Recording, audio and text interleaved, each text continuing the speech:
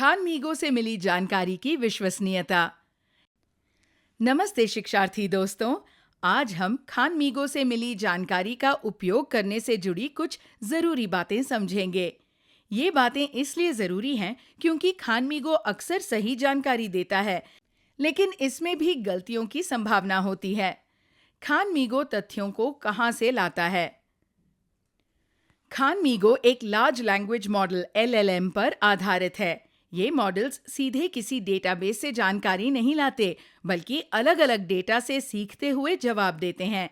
इसलिए कोई महत्वपूर्ण तथ्य या उदाहरण इस्तेमाल करने से पहले उसकी दोबारा जांच करना जरूरी है।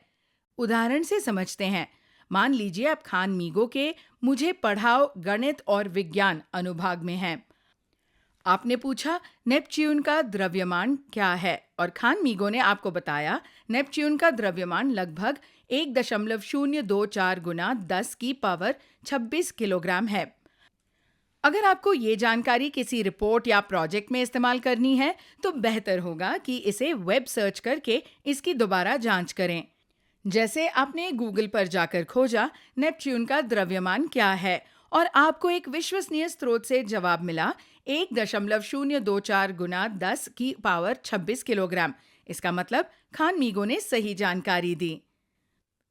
उदाहरण की जानकारी की दोबारा जांच करें। मान लीजिए आप खानमीगो के किसी ऐतिहासिक व्यक्ति से बातचीत करें अनुभाग में एल्बर्ट आइंस्टाइन से बात कर रहे हैं। आपने एक उदाहरण पूछा जिसके बारे में ऐतिहासिक प्रमाण कम हो। जैसे आपने पूछा, क्या कभी आपने ऐसा कहा था कि असंभव का मतलब सिर्फ इतना है कि आपने अभी तक उसका हल नहीं ढूंढा है? खानमीगो आपको बताएगा, हालांकि ये उदाहरण मेरे विचारों के अनुरूप है, लेकिन मैंने इसे सीधे तौर पर नहीं कहा। चलिए अब पूछते हैं, क्या आपने कहा कि यदि मैंने दूर तक देखा है तो ये दिग्गजों के कंधों पर खड़े होकर ही संभव हुआ है? देखिए, खानमीगो आपको स्पष्ट कर देगा ये उदाहरण वास्तव में सर आइजैक न्यूटन का है, लेकिन इसकी भी दोबारा जांच करना जरूरी है। आप फिर से गूगल पर जाकर जांच करें ये उदाहरण सही है या नहीं। ये समझना बहुत जरूरी है कि अगर कोई बात गूगल पर दिख रही है तो वो हमेशा सही हो, ये जरूरी नहीं है।